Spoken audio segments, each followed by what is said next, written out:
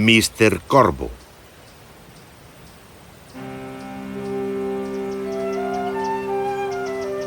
Había unha vez un pastor que pasaba os días no monte coidando as ovellas. Deitado na herba, soñaba cunha pastora que lle contase historias, tocaba a frauta e cantaba. Tirulí, tirulí, tirulí, tirulí, tirulí, tirulá, tirulí, tirulí, tirulí. A pastora cando virá? Un día, un corvo solitario achegouse a escoitalo. O pastor viu que o paxaro tiña unha espiña cravada nunha pata. Colleuno con coidado, arrincoulle a espiña e curoulle a ferida.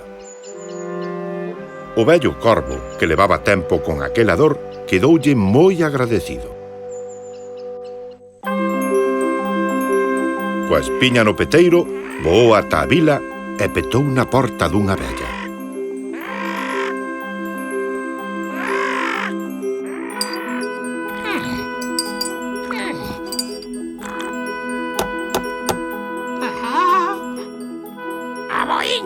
Aboiña, podesme guardar esta espiña?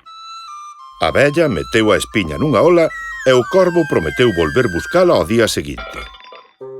Pasaron 1, 2, 3 días, pero o corvo non volvía.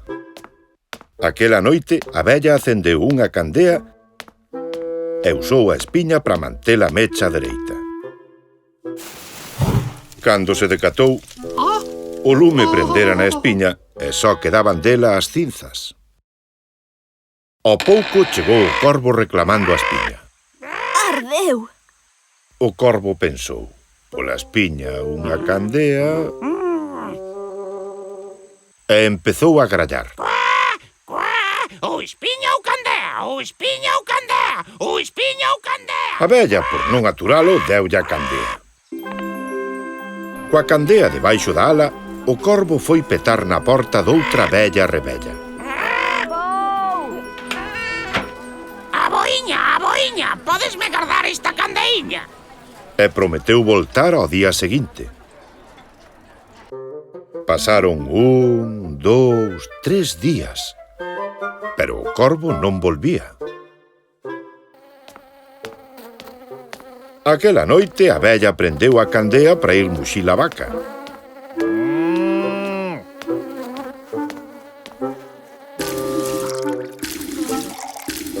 A vaca deu un paso atrás e tripou a candea. Ao pouco chegou o corvo reclamando a candea.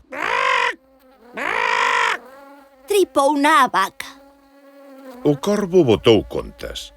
Pola espiña unha candea, pola candea unha vaca, e empezou a grallar. Ou candea ou vaca, ou candea ou vaca. E a vella, por non aturalo, deulle a vaca. O corvo foi petar na porta doutra vella requete vella.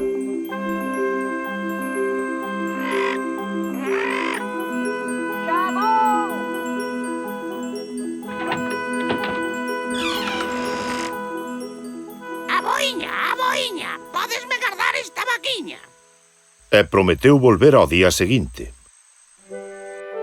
Coa vella vivía unha rapaza que lle botaba unha man nos traballos da casa.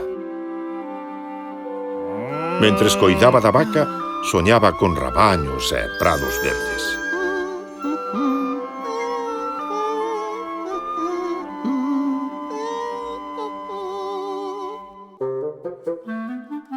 Pasaron 1, 2, 3 días, pero o corvo non volvía.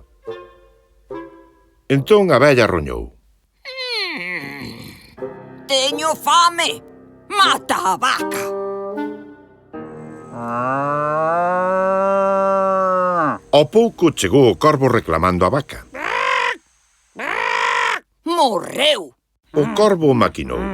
Pola espiña unha candea, pola candea unha vaca, pola vaca unha rapaza, e grallou. A vaca ou a moza, a vaca ou a moza, a vaca ou a moza, a vaca ou a moza. A vella, que era unha avarenta do demo, só pensaba na carne que ia comer.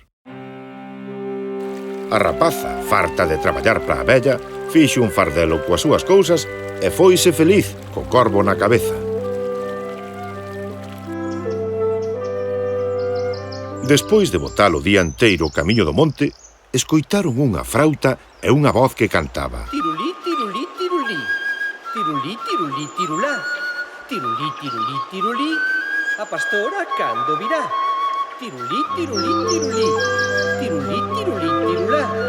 Tirulí, tirulí, tirulí. A pastora cando virá. O corvo voou até o pastor, tapoulle os ollos coa cinta azul da rapaza e grallou: Tirulá, tirulá, tirulí. A pastora xa está aquí.